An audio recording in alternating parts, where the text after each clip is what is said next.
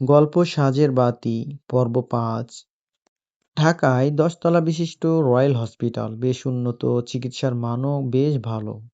বিলাসবহুল হসপিটালটা অসহায় এবং গরিবদের জন্য নয়, কারণ তারা খরচ বহন করতে অক্ষম। এই হসপিটালের মালিক সাজ্জাদ হোসেন শখ করে তৈরি করেছিলেন। অসহায় মানুষদের চিকিৎসা প্রদানের জন্য তিনি ছিলেন নিঃসন্তান। অঢেল সম্পত্তির মালিকও। দেশের সব সম্পত্তি ভাইদের ছেলেদের দিয়ে প্যারাগুয়ে চলে গিয়েছিলেন, আর এই হসপিটালের দায়িত্ব দিয়েছিলেন বন্ধু সুমন শেখকে। বাল্যকালের বিশ্বস্ত বন্ধু সুমনের ২ ছেলে প্রশান্ত ও দিগন্ত। সুমনের বড় ব্যবসাও আছে। প্রশান্ত পড়াশোনা শেষ করে বসেছিল। তার ভাবনা কিছুদিন পর বাবার সঙ্গে ব্যবসাতে যোগ দিবে। ততদিনে একটু নিজেকে সময় দিবে। ব্যবসাতে ঢুকে গেলে দিন দিন ব্যস্ততা বাড়বে। তখন চাইলেও আর এই সময়টা ফিরে পাবে না। কিন্তু সাজ্জাদ প্রশান্তকে খুবই পছন্দ করেছিলেন। ওর মতো দায়িত্ববান ছেলেকে উনি খুঁজছিলেন। প্রশান্তর সঙ্গে কথা বলে উনি হসপিটালের সব দায়িত্ব প্রশান্তকে দিলেন। দিন যায়, মাস যায়, সময় পেরিয়ে দিন কাটতে থাকে। দায়িত্ব কাঁধে নিয়ে প্রশান্তেরও ব্যস্ততা বাড়তে থাকে। সে তার দায়িত্বে অটল। সেবার মান ভালো হওয়াতে ওর হসপিটালের নামও চারিদিকে দ্রুত ছড়াতে থাকে। দিনকে দিন হসপিটালটা উন্নত করার প্রচেষ্টা চালাতে থাকে। ৩ তলা হসপিটালে পেশেন্টের সুবিধায় আরো বড় করতে থাকে। ধীরে ধীরে তা ১০ তলাতে ঠেকে। এর বছর ৪ পর সাদ্দাত হোসাইন দেশে ফিরে এলেন এবং হসপিটালটা উনার বোনের মেয়ের নামে দিতে চাইলেন। তাহলে প্রশান্ত মুক্তি পাবে। কতদিনই বা ওকে ধরে রাখবেন? ওর অন্য কিছু করার ইচ্ছে থাকতে পারে, কিন্তু ততদিনে হসপিটালের উপরে প্রশান্তের মায়া জন্মে গেছে। এতদিনের পরিশ্রম ৪ বছরের কম পরিশ্রম করেনি। নিজের ভেবে হসপিটালটাকে এত বড় করেছে। প্রশান্তকে ভেঙে পড়তে দেখে প্রশান্তর বাবা বন্ধু সাজ্জাদ হোসেনের সঙ্গে কথা বললেন এবং জানালেন হসপিটাল উনি কিনে নেবেন। কিন্তু সাজ্জাদ হোসেন তা মানলেন না। ওনার বোনের একমাত্র মেয়ে শিফা, আর উনি শিফাকে খুব ভালোবাসেন। এই হসপিটাল উনি শিফাকে জন্মদিনে উপহার হিসেবে দিবেন, এটা উনি আগে থেকেই ভেবে রেখেছিলেন। ওনাদের বংশে শিফা বাদে কোনো মেয়ে নেই, এজন্য এত আদরের। নিঃসন্তান সাজ্জাদকে শিফা বাবা বলে ডাকতো। শিফার মুখে প্রথম বাবা ডাক শুনে উনি কলিজা ঠান্ডা করেছিলেন। অনুভব করেছিলেন এই ডাকের মায়া। তাই বন্ধুর কথা রাখতে পারেননি, তাই বুঝিয়ে বলেছিলেন, সুমন, আমি দুঃখিত রে ভাই, শিফাকে আমি খুব ভালোবাসি। ওটা আমার আরেকটা মা, আর শিফা মায়ের জন্য আমি হসপিটালটা রেখেছিলাম। কষ্ট নিস না বন্ধু। সুমন শেখকে কষ্ট পেলেও জবাবে কিছু বলেনি। ব্যাপারটা বুঝে চলেও এসেছিলেন। না পেলে কি আর করার, চেষ্টা তো করেছিলেন। এর কিছুদিন পর সাজ্জাদ হোসেন নিখোঁজ হলেন। কোথাও উনার খোঁজ মিলল না। এমনকি এখনো উনার লাশও না। তখন থেকে ভেঙে পড়েছিল। পরে পরিবারের সাপোর্টে নিজেকে সামলে নিয়েছিলেন। সাজ্জাদ হোসেন ছিলেন শিফার বন্ধু। তারপর মামা সব আবদার ওনার কাছে, এমনকি সে মামার কাছে জেদ ধরেই কারাত শিখেছিলেন। ওর বাবা-মা রাজি হচ্ছিল, পরে মামার কথাতে দিয়েছিলেন। ওনার নিখোঁজের ৮ মাস পর গোপন সূত্রে জানা গেছে ওনাকে কেউ অ্যাসিডের কূপে ফেলেছিল। অ্যাসিডে ওনার শরীরটা ঝলসে কঙ্কালে রূপান্তরিত হয়েছিল। ওই ঘটনার ১ বছর পর বাবা-মা আর সাফা, স্বপ্নিল ৪ সদস্যের সুখী পরিবার। সুখ যেন পরিবারে উপচে পড়ত। ওরা এতটাই সুখী ছিল, শিফাদের নতুন বাড়ির কাজ চলছিল। এজন্য কিছুদিন ভাড়া থাকার সিদ্ধান্ত নিয়েছিল। যাতে বাড়ির কাজটা ধীরে সুস্থে হয়। তাড়াহুড়োর কাজ ভালো হয় না। স্বপ্নিল বাইরের দেশ থাকে। ওনারা মাত্র ৩ জন। এতে সমস্যা হওয়ার কথা না। তাছাড়া মাত্র কয়েকটা মাসেরই ব্যাপার। খোঁজ নিয়ে ৪ তলা বিশিষ্ট বাড়িটার নিচের তলায় ভাড়া এসেছিল। এই বাড়ির মালিক সুমন শেখ। খুব ভদ্র একজন মানুষ। এলাকাতে ভালোই সুনাম রয়েছে। ওনার ছেলে দুটো ভদ্র, প্রশান্ত ও দিগন্ত। দেখা হলে আগে সালাম দেয়। কত সুন্দর তাদের বিনয়ী ব্যবহার। আর সেখানে ছোট-ছাটো ঝামেলা ছাড়া ভালোই দিন কাটলো। সাফা একমাত্র কলিজার বান্ধবী শিফা। দুজনে যেন একে অন্যের প্রাণ। কলেজ জীবনে তাদের বন্ধুত্বের সূচনা। সাফা সহজ সরল এবং নরম মনের, আর শিফা সম্পূর্ণ বিপরীত। সে সর্বদা একটু কড়া টাইপের। ওই বাসার ছোট্ট ছেলেটাকে সাফার খুব মনে ধরেছিল। লুকিয়ে দেখতো। লজ্জায় লাল হয়ে একথা শিফাকে জানিয়েছিল। শিফা ভ্রু কুঁচকে বলেছিল, আমি আগে দেখবো ছেলেটা কেমন, তারপর নয়তো বাদ। আচ্ছা, তুই যা বলবি তাই। শিফা সাফাদের বাসায় ঘন ঘন আসতো, কিন্তু দিগন্তকে দেখতো না। তবে মাঝে মাঝে প্রশান্তকে দেখতো। একদিন ফুল ছেঁড়ার সময় দিগন্ত নিজে এসে কথা বলেছিল। তারপর থেকে শিফা ওকে ফলো করতো। ছেলেটার উপর নজর রেখে তেমন কিছু পায়নি, বরং বেশ সুনামও রয়েছে। মেইলি কেস নেই, বাবা-মায়ের আদর্শ ছেলে। তারপর শিফা খোঁজ নিয়ে সাফাকে বলেছিল, "তুই প্রেমে লেগে পড়, তোদের বিয়ের অবধি নিয়ে যাওয়া আমার দায়িত্ব।" সেদিন সাফার খুশির অন্ত ছিল না। শিফাকে যে কতবার জড়িয়ে ধরে কেঁদেছিল হিসাব নেই। তবে দিগন্তকে দেখলেই কাঁপুনি শুরু হয়ে যেত। না কিছু বলতে পারতো, না বলতে দিত। দিগন্তকে সে প্রিয় বলতে ডাকতো। একদিন সাফা এটাও বলেছিল, "তুই আমার সতীন হবি?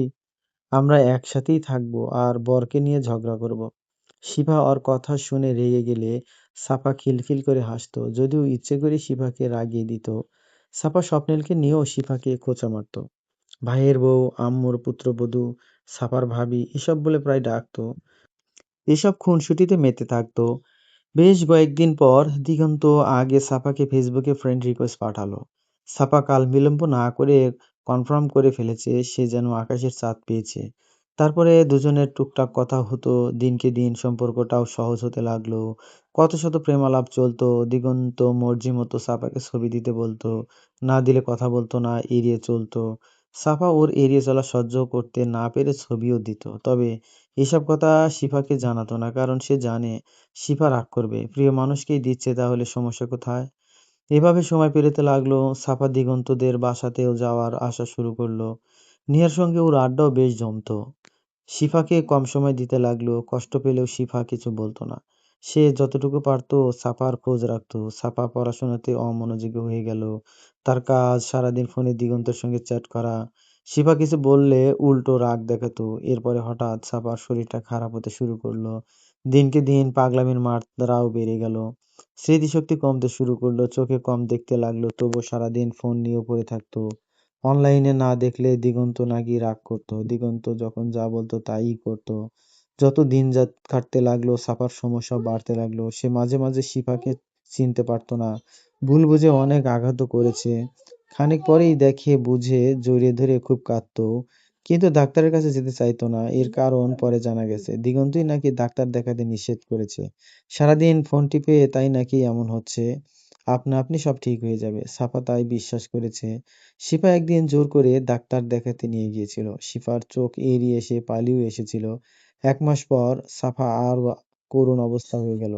তবে ওর ফোনটা কোথাও পাওয়া যায়নি। সে নিজে নিজেই কি সব বিড়বিড় করতো। সাফার অবস্থা দেখে ওর বাবা মাও ভেঙে পড়েছিলেন। স্বপ্নিলের পরীক্ষা চলছিল, তাই আসতেও পারেনি। বোনের চিন্তায় পাগল প্রায় অবস্থা হয়েছিল। আর শিফা এমনটা শক্ত করে সবাইকে সামলেছে। সাফা করুণ অবস্থাতে শিফা কত কেঁদেছে, কত মানত করেছে যাতে সাফা আগের মতোই হয়ে যায়। তা হচ্ছিল না, বরং বিপরীতটাই হচ্ছিল। আর শিফার সঙ্গে সাফার শেষ কথাও ছিল, "প্রিয় আমার প্রাণ নিল রে।" হ্যাঁ, ও ওই প্রিয় আমার প্রাণ নিয়েছে। শিফা সাফার পাগলামি থামাতে ব্যস্ত হয়েছিল, তাই কথাটাতে গুরুত্ব দেয়নি। সাফাকে বুঝিয়ে রাতে ঘুম পাড়িয়েও এসেছিল। তার পরের দিনই সাফা করেছিল। এই ঘটনা এখানেই থেমে থাকেনি। সাফার বডি নিয়েও আরেকটা ঘটনার সূচনা হয়েছিল। অনাকাঙ্ক্ষিত শখ, সাফার চিকিৎসা চলাকালীন একটা বন্ড সাইন করতে হয়েছিল। যাতে হঠাৎ শিফার কিছু হয়ে গেলে হসপিটাল কর্তৃপক্ষকে দায়ী করা না হয়। সেই পেপারটা পুরো না পড়ে সাফার বাবা সাইন করেছিল। পুরোটা পড়ার ধৈর্য তখন ওনার ছিল না। অথচ সেই পেপারের নিচের পেপারে লেখা ছিল, পেশেন্টের মৃত্যুর পরপরই চোখ আর কিডনিটা হসপিটালে জমা দিতে হবে। সেটা কোনো রকম ঝামেলা ছাড়াই। না দিলে হসপিটাল কর্তৃপক্ষ যেকোনো ব্যবস্থা নিতে বাধ্য থাকবে। আজ ২ দিন হলো শিফার খোঁজ পাওয়া যাচ্ছে না। বাবার বাসাতেও যায়নি। আত্মীয়স্বজন এবং বন্ধুরাও তার খোঁজ জানে না। মেয়েটা হুট করে উধাও। কোথায় গেল? কেন গেল? শিফার চিন্তায় সবার না খাওয়া-দাওয়া বন্ধ। দিগন্ত দায় এড়াতে শ্বশুরবাড়িতে খোঁজ নিতে গিয়েছিল। সে খোঁজার চেষ্টা না করলেও দেখাচ্ছে আর কি। এমন ভাব যেন শিফাকে না পেয়ে নিরাশ হয়ে ফিরে এসেছে। আজ হসপিটালে দিগন্তের জরুরি কাজ আছে। সে দ্রুত রেডি হয়ে বেরিয়ে পড়ল। হসপিটালে পৌঁছে ওর কেবিনে চলে গেল। দ্রুত দরজা আটকে গোপন দরজা দিয়ে পাতাল ঘরে চলে গেল। পাতাল ঘরে ১০ জন পেশেন্টের বডি আছে। সাফার মতো এদের পরিবারের থেকেও সাইন নেওয়া হয়েছিল। এদের শরীরে দরকারি পার্টস জমা দিতে হবে। না দিলে আইনি ব্যবস্থা নিবে। পরিবারের লোক ঝামেলা করলে বোঝায় এগুলো বিনামূল্যে অন্য পেশেন্টের দিয়ে প্রাণ বাঁচানো হয়। মৃত ব্যক্তির জিনিসে অন্যরা বেঁচে থাকছে। অর্থাৎ সেই ব্যক্তির সওয়াব হচ্ছে। অথচ এ কথাটা সম্পূর্ণ মিথ্যে। চোখ ও কিডনি থেকে শুরু করে প্রয়োজনীয় সব পার্টস গুলো চড়া দামে বিক্রয় করা হয়। কয়েক বছর থেকে সে এই কাজগুলি করে আসছে। এই হসপিটালটা বিশাল বহুল। এখানে ধনীরা বেশি আসে। তারা শিক্ষিত মানুষ, বন্ড পেপার সম্পূর্ণ পড়েই সাইন করে। তাই দিগন্তের ব্যবসা লাটে ওঠার সম্ভাবনাও বেশি। এজন্য রয়্যাল হসপিটালের পাশেই একটা ৪ তলা বিশিষ্ট হসপিটাল করে দিয়েছে। সেখানে নিম্নবিত্ত আর মধ্যবিত্তরা আসে। আর এদের বেশিরভাগ মানুষই অশিক্ষিত, নয়তো ইংলিশ বোঝে না। অথচ বন্ড পেপারে এমন শর্তগুলো ইংলিশে লিখা। যদিও এটাও একটা টোপ, যাতে কার্যসিদ্ধি হয়। মানুষগুলো যখন ইংলিশ বোঝে না, তখন রিসিপশনে থাকা কেউ এগিয়ে যায়। তারা পুরো পেপারের নাম, ঠিকানা লিখে দেখিয়ে দেয় কোথায় সাইন করতে হবে। বিপদের সময় আগে পিছে না ভেবে পেশেন্টের বাড়ির লোকও সাইন করে দেয়। ওই লোকগুলোকে এই কাজে রাখা হয়েছে, তাদের এই দায়িত্বেই নিয়োজিত। পরে অসহায় মানুষগুলোকে জানাতে পেরে হাউমাউ করে কাঁদে। তখন আর কিছু করার থাকে না, শুধু আফসোস করা ছাড়া। এই পর্যায়ে এসে সেখানে আরেক লোকের আগমন ঘটে, যারা সেই পেশেন্টের বাড়ির লোকদের বুঝিয়ে ব্রেন ওয়াশ করে ফেলে। তারা বোঝায় চোখ ও কিডনি দান করা পুণ্যের কাজ। সাফার সঙ্গে ঠিক এমনটাই ঘটেছিল। সাফারও কিডনি, লিভার, ফুসফুস ও চোখ বাধ্য হয়ে দিতে হয়েছিল। সেদিন থেকে শিফার অঘোষিত লড়াইও শুরু হয়েছিল। খোঁজ নিয়ে জেনেছিল ওর সাজ্জাদ বাবার হসপিটালটা দিগন্ত নিজের করে নিয়েছে। সে হসপিটালের মান খুবই ভালো দেখায় আর সবার আড়ালে অসহায় মানুষদের ফাঁসিয়ে দেয়। স্বইচ্ছায় দান করা এ কথা, আর বাধ্য হয়ে দেওয়া ভিন্ন কথা। বিগত কয়েক বছর ধরে সে এসব করছে আর এভাবে কোটি কোটি টাকাও উপার্জন করছে। শিফা চেষ্টা করেছে এই তথ্যগুলো খোঁজার, কিন্তু সম্ভব হয়নি। বরং সে খুঁজতে খুঁজতে পাতালঘর অবধি পৌঁছেও গেছে আর সেই দিন দিগন্তের কাছে ধরাও খেয়েছে। আর ততদিনে দিগন্তও শিফার কথা জেনে গিয়েছিল। শিফা কে? কেন খোঁজ নিচ্ছেন? তার উদ্দেশ্যই বা কি? সেদিনই সে গুপ্তচরের মাধ্যমে শিফার দুর্বল পয়েন্টের কথাও জেনেছিল। মেয়ে বলে ওয়ার্নিং দিয়েছিল। শিফা তবু থামছিল না, বরং মরিয়া হয়ে উঠেছিল। পরে দিগন্ত শিপার সঙ্গে দেখা করে বলেছিল, কি চাই আপনাকে? কেন? বিয়ে করব। ইচ্ছুক নই। আমি কোন দিক থেকে কম? কম নয়, বরং একটু বেশিই হট। তাহলে রাজি? না। ওকে। এরপরেই শিফা দিগন্তকে বিয়ে করার জেদ করে। লজ্জা ভুলে বাসায় দিগন্তের কথা জানায়। কেউ রাজি না হলেও হুমকি দেয়। শিফার বাবা মেয়ের জেদের কাছে হার মানে। উনি নিজে দিগন্তের বাসায় বিয়ের প্রস্তাব নিয়ে যান। আর শিফা দিগন্তকে বিরক্ত করতে থাকে। দিগন্ত রেগে ওকে বলেছিল, যদি পারো বিয়ে না করে আমার কাজে বাধা দিয়ে দেখাও। কাপুরুষের মতো ভয় পাচ্ছেন? আরে ভীতু ছেলেটা, কেউ ইচ্ছে করে মরতে চাইলে সুযোগ দিতে হয়। এটা দিগন্তের উক্তি, তাই সে কিছু না বলে রাজি হয়েছিল। দূর থেকে নজর রেখে শিফারও কাজ হচ্ছিল না, এজন্য বিয়ে নামক বন্ধনে আবদ্ধ হয়েছিল।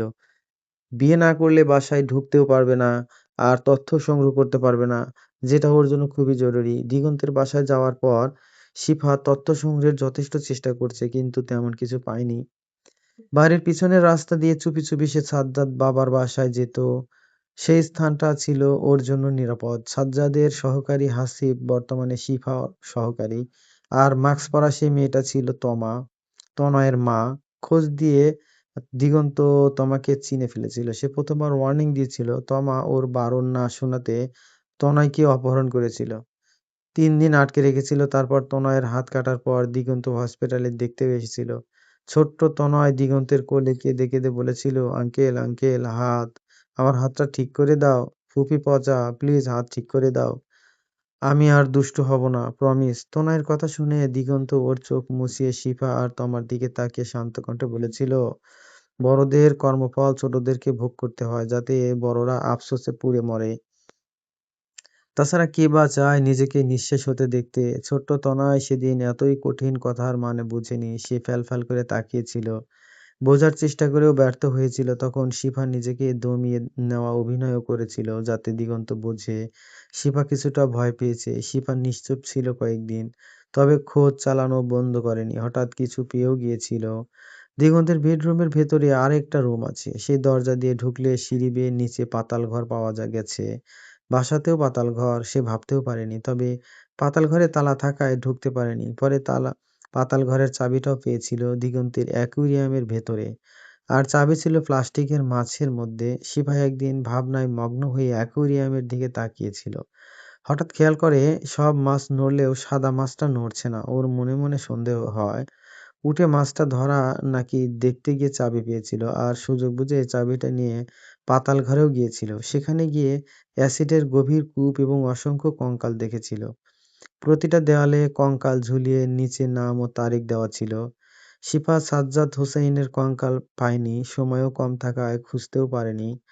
২ দিন পর গিয়ে দেখে চাবি কাজ করছে না। হঠাৎ তালাটা কেউ বদলেছে। রুমের কোথায় আর নতুন চাবি খুঁজে পায়নি। খোঁজার মতো কিছু পাওয়াও যায়নি। কারণ দিগন্তের রুমের প্রতিটা জিনিস ওর ফিঙ্গারপ্রিন্ট দেওয়া, এমনকি আলমারিতেও। দিগন্ত পাতালঘরে ঢুকে নিজে পরখ করলো গত পরশু ডিল সাইন করেছে ৭ কোটি টাকার। চোখ ও লিভারের ব্যবস্থা করতে হবে। আপাতত ১ সপ্তাহের মধ্যে ১০ জোড়া চোখ পাঠাতে হবে। এজন্য টোপও ফেলতে হবে। দিগন্ত সুখু নামের ছেলেটাকে বলল, তোর প্রেমিকার কি খবর? হে হে, হের চক্ষু ২ খান আগেই তুইল্যা নিছি। এখন কিডনিটাও তুলুম স্যার। দিগন্ত ফোন থেকে চোখ সরিয়ে বলল, কষ্ট হচ্ছে না তো? না তো, হ্যাতির ট্যামক শেষ কইরা দিছি। তোর ভাবির কি খবর? ভাবির খোঁজ এখনো পাই নাই কে, পাইলে তখনই জানামো। দিগন্ত আর কথা বাড়ালো না। ফোনে কথা বলতে বলতে বেরিয়ে গেল। রৌদ্রোজ্জ্বল একদিনের শেষে ঘনিয়ে আসে সন্ধ্যা। সন্ধ্যার আঁধারে ধীরে ধীরে ডুবে যায় এ ধরণী। দিন ছুটি নেয়, বুঝিয়ে দেয় তার আয়ু শেষ, আর সাঁঝ থেকে শুরু হয় রাতের রাজত্ব। সাজেক অর্থাৎ সন্ধ্যা, আর বাতি মানে প্রদীপ, লাইট অথবা আলো। এই শব্দার্থ নিদারুণ। সন্ধ্যায় ঘনিয়ে আসা আঁধার কাটাতে একমাত্র অবলম্বন বাতি। বাতিই পারে আঁধার কাটাতে, মিটিমিটি আলো ছড়াতে, নিজেকে পোড়াতে থাকে, তাও মনের অন্যের স্বার্থে, যাতে অন্যকে আলোকিত করতে পারে। যতক্ষণ পুড়ে সে নিঃশেষ না হবে ততক্ষণ নিস্তারও নেই। নিঃস্বার্থভাবে বাতি তার আলো বিলাতে থাকে, যেন আঁধার সবটা গ্রাস করতে না পারে। এর কারণ বেঁচে থাকার অর্থ লড়াই, যুদ্ধ, হোক সেটা বাতির কিংবা মানুষের ক্ষেত্রে। আলো আঁধারির সৃষ্টির এক অনবদ্য খেলা। রাতের জন্য দিনের তফাৎটা সুস্পষ্ট। প্রকৃতিও বুঝিয়ে দেয় সবকিছুর সীমা, মূল্য এবং মর্ম আছে, তেমনি এর সূচনা এবং সমাপ্ত পার্টও আছে। দিন যেমন অফুরন্ত নয়, তেমনি রাতও। মানুষ ও কষ্ট একে অন্যের সঙ্গে নিবিড় জড়িত। বাঁচতে হলে জীবনে সুখ, দুঃখ, হাসি, কান্না এবং রাগ, জেদ, আদর, অনাদর সবকিছুই আসে। না আসলে এসবের মর্ম বোঝাও সম্ভব হতো না। আর শিফার জীবন ঠিক সাজেক বাতির মতোই। যতক্ষণ বাঁচবে নিজেকে পুড়িয়ে লড়াইও করবে, শুধুমাত্র সুমিষ্ট ১ সপ্তাহের সমাপ্তের আশায়, যাতে সে রাত পেরিয়ে নতুন দিনের সন্ধান পায়, অন্যায়ের পাহাড়কে চূর্ণ করে সত্যের সূর্যকে উদিত করতে পারে। ঠিক এই কারণেই এই জীবনের নামকরণ করা হয়েছে সাজেক বাতি। শিহাব হসপিটালে এসেছে সাফার আম্মুর খোঁজ নিতে, কিন্তু এসে মাথাতে আকাশ ভেঙে পড়ার অবস্থা। সাফার আম্মু নেই, উনাকে কেউ নিয়ে গেছে। নার্সের বক্তব্য অনুযায়ী সুদর্শন একটা ছেলে এসেছিল নিতে। পেশেন্টকে নার্স একবার জিজ্ঞাসা করেছিল, উনি কি আপনি পূর্ব পরিচিত? সাফার আম্মু ছেলেটার দিকে তাকিয়ে হ্যাঁ বোধক মাথা নাড়িয়েছেন, অর্থাৎ চিনে। এজন্য নার্সও আর বাধা দেয়নি। ওইদিকে স্বপ্নিল আর শিফা নিখোঁজ। এদিকে সাফার আম্মু, কি হচ্ছে সব? শিহাব আর উপায়ন্তর না পেয়ে দিগন্তকে ফোন দিল, তবে দিগন্ত রিসিভ করলো না, খুব ব্যস্ত বোধ হয়। শিহাব দ্রুত বাসায় ব্যাপারটা জানালো, সবাই হতবাক। পুলিশও ৭২ ঘন্টার আগে নিখোঁজের কেস নিবে না, কি করবে কেউ বুঝতে পারছে না। চিন্তাতে শিফার মায়ের প্রেশারও বেড়ে গেছে, উনি হাই প্রেশারের রুগী। ওনাকে নিয়ে বাসাতে হুলুস্থুলুস কাণ্ড। বিপদে বিপদ এসে হানা দিচ্ছে। চিন্তাতে কারো মস্তিষ্ক কাজ করছে না। তমা হাসিবকে ফোন করেও কিছু জানতে পারলো না। শিফা কই? আর সাফার আম্মু? দিগন্তকেও ফোনে পাচ্ছে না। সবাই গোলকধাঁধে আটকে পড়েছে, না পারছে বের হতে আর না সমাধান করতে। দিগন্তের বাবা মায়ের মধ্যে তুমুল ঝগড়া চলছে। দিগন্ত এত টাকার ডিল সাইন করেও ভাগ দিচ্ছে না, অথচ শর্ত এমন ছিল না। এজন্য দিগন্তর মা খুবই ক্ষিপ্ত। এমন বেয়াদব ছেলে পূর্বে দেখেনি। কিছু জিজ্ঞাসা করলেও বলে না, এমন ভাব যেন শুনতে পায় না। দিগন্তের বাবাও ছেলেটাকে কিছু বলেন না, বেহায়া একটা। গত রাতেই উনি বলেছিলেন, দিগন্ত শিফাকে মেরে দাও। কেন? ওকে বাঁচিয়ে নিজের বিপদ ডেকো না। জ্ঞান দেওয়া শেষ, এবার যেতে পারেন। মায়ের সঙ্গে এভাবে কেউ কথা বলে? মা নয়, সৎমা। আমারই হসপিটালের সামান্য একজন নার্স। আমার ভাগটা দাও। দিব না, ফার্দার বকলে আপনার পার্সও সাপ্লাই করে দিব। দিগন্তের কথার প্রত্যুত্তরে কিছু বলতে পারেনি। লোকসম্মুখে মা মা করে মুখে ফেনা তোলে আর আড়ালে বাঁশ দেয়। কথার সোজাসাপটা জবাবও দেয় না। কথায় কথায় নার্স বলে অপমান করে। উনি দিগন্তের বাবার সঙ্গে অন্তরঙ্গ অবস্থায় ধরা পড়েছিলেন। তখন আশেপাশের মানুষজন বিয়ে পড়িয়ে দেয়, যদিও এটা ছিল ওনার পরিকল্পনা। উনি আগেই অন্য নার্সদের হইচই করার টাকাও দিয়েছিলেন। পূর্ব পরিকল্পনা নিখুঁতভাবে সফলও হয়েছিল। আর দিগন্তের মা মারা গেছেন ব্লাড ক্যান্সারে। প্রশান্ত যখন ওর পড়াশোনা শেষ করে অবসরে ছিল, আর দিগন্ত তখন ভার্সিটি ৩য় বর্ষের ছাত্র। মায়ের অবর্তমানে মানিয়ে নিয়ে দিনকাল ভালোই যাচ্ছিল। হঠাৎ একদিন দিগন্তের বাবার ডায়াবেটিস বেড়ে গিয়েছিল। ওনাকে দ্রুত রয়্যাল হসপিটালে ভর্তি করা হয়েছিল। দিগন্তের সৎ মা রেবেকা ওনার সেবায় দায়িত্ব ছিলেন। তারপর গল্পের ছল আর সেই সময়ের প্রেক্ষিতে ওনারা সম্পর্কে লিপ্ত হন। মূলত উনি দিগন্তের বাবাকে ফাঁসিয়েছিলেন। বড়লোক মানুষ আর কি লাগে। এই ঘটনাটা এক রাতের মধ্যেই চাপা পড়ে গিয়েছিল, হয়তো টাকার জোরে। প্রশান্ত তখন হসপিটালের দায়িত্বে নিযুক্ত ছিলেন। এজন্য তেমন ঝামেলা হয়নি। দিগন্তরাও বাবাকে কিছু বলছিল না, বলার প্রয়োজনও মনে করেনি। প্রত্যেক পুরুষের নারীর সঙ্গের প্রয়োজন, হোক শারীরিক তৃপ্তি বা মানসিক। তাছাড়া ওরা যুবক, ব্যাপারটা ওদের অজানা নয়। তবে রেবেকাকে দিগন্ত সহ্য করতে পারে না। কথায় কথায় খুব অপমান করে, গালমন্দও করে। বিরক্তিতে মুখ কুঁচকে কথা বলে, বাবার জন্য কিছু বলতে পারে না। রেবেকার কষ্ট লাগলেও কিছু বলতে পারে না, কারণ দিগন্তের মতো পাষাণ হৃদয়ের মানব উনি দুটো দেখেননি। যে ছেলে আপন মামার চোখ তুলতে দুবার ভাবে না, প্রাক্তন প্রেমিকা, বাসার কাজের মেয়ে, অফিসের পার্টনার, নার্স এবং বন্ধুকেও ছাড়েনি। ওদের প্রয়োজনে সব পার্টসগুলো নিয়েছে, টাকার বিনিময়ে বিক্রিও করেছে। এজন্য তাকে ভুলেও স্বাভাবিক মানুষ বলা যাবে না। দিগন্ত আর শিফা দুজনে মুখোমুখি বসে আছে। শিফার মুখভর্তি হাসি আর দিগন্তের চোখে মুখে ক্রোধ। শিফা কফির মগে চুমুক দিয়ে আশেপাশে তাকালো। রেস্টুরেন্টটা খুব সুন্দর। এটা ভাসমান রেস্টুরেন্ট। শিফা মুখ বের করে বাইরেটা দেখছে। নদীর ছোট ছোট ঢেউ ভেসে আসছে, তবে ঘোলা পানি, প্রাণ জুড়ানো বাতাস, অদূরে নৌকা দেখা যাচ্ছে। দিগন্ত ক্রোধ নিয়ে বলল, শিফা, কাজটা ঠিক করলে না। এর মূল্য দিতে প্রস্তুত হও।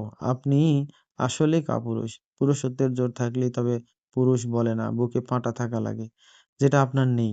শিপা কথাটা বলে পুনরায় কফিতে চুমুক দিল। আজ ওর মনটা বেশ ফুরফুরে। দিগন্তের কাজে বাধা দিয়েছে, ওর ৮ কোটি টাকার ডিলে পানি ঢেলে দিয়েছে। দিগন্তের পার্টনারকে আজ জেলে পাঠিয়েছে। সুখ অ্যাক্সিডেন্ট করেছে। এই না, না, করানো হয়েছে। শিপা নিজে করিয়েছে। সর্বশেষ নিহাকে অপহরণ করেছে। আচ্ছা, তো ওনার মতো করলে কেমন হয়? ভালো হয়? এজন্য প্রশান্ত কি কষ্ট পাবে? হয়তো কাঁদবে, কিন্তু কি আর করা। পাল্টা আঘাত না করলে হচ্ছেও না, তাই নয়তো দিগন্ত বুঝবে না। এবার এক ভাইয়ের পাপকর্মে অন্য ভাই কাঁদবে। আহা, চমৎকার সমীকরণ। সে হসপিটালে লোক লাগিয়ে হাঙ্গামা করিয়েছে, ছবি তুলে ফেসবুকে ছেড়েছে, সঙ্গে মাখো মাখো ক্যাপশন দিয়েছে, যাকে বলে সোনাই সোহাগা। এখন লাইক কমেন্টের বন্যা বইছে। এবার মনটা শান্ত হয়েছে, একটু সুখ সুখও লাগছে। এতদিনে কাজের কাজ হয়েছে। দিগন্ত রাগটা সামলানোর যথেষ্ট চেষ্টা করছে। আজকে সারাদিন সে দৌড়ের উপর ছিল। খাওয়া-দাওয়া ঠিকঠাক করেনি। এখন বাজে রাত ৯টা ২০। পেটে প্রচণ্ড ক্ষুধা থাকলেও খেতে পারছে না। সে চিন্তাতে অস্থির। একটা ঝামেলা সামলাতে গিয়ে আরেকটা ঝামেলা সৃষ্টি হয়েছে। সব হয়েছে এই বেয়াদব মেয়েটার জন্য। দিগন্ত কিছু বলার আগেই শিফা পেপার এগিয়ে দিয়ে বলল, সাইন করুন। তুমি কি আমার কিডনি নিবে? না, মুক্তি। মানে? ডিভোর্স। পাবে না আমার মৃত্যুর আগ পর্যন্ত। না দিলেও আপনার বুকে আমার ছুরি বসাতে আমার হৃদয় কাঁপবে না। দিগন্ত হাসল। চুলে হাত বুলিয়ে চেয়ারে আরাম করে বসল। দৃষ্টি উপরের ঘূর্ণায়মান সিলিং এর দিকে। মেয়েটা পাষাণ। তিতা সত্যিগুলো সহজে বলে ফেলে, যদিও এতে ওর আসবে যাবেও না। শিফা তখন সময়টা দেখে বিরক্ত হয়ে বলল, করবেন কি না? না। আপনার লজ্জাবোধও কি নেই? ছাড়বো না। পারলে ছাড়িয়ে নাও। ওকে। কথাটা বলে শিফা উঠে চলে গেল। দিগন্ত ঠোঁট উল্টিয়ে হাসল। তারপর দুজন দুজনের পথে চলল। দুজনের মুখে হাসি, তবে তাদের হাসির কারণ ভিন্ন। রাত যখন ২টা ২৯, শুনশান পরিবেশ। শিফা হতবাক হয়ে ল্যাপটপের দিকে তাকিয়ে আছে। ওর পুরো পৃথিবীটা যেন ঘুরছে। সাফার সঙ্গে দিগন্ত যে আইডি দিয়ে কথা বলতো, সেটা দিগন্তের নয়। এখানে আরেকজন ব্যক্তি যুক্ত আছে, আর সেই ব্যক্তির নাম দেখে শিফা আরেক দফা অবাক হয়।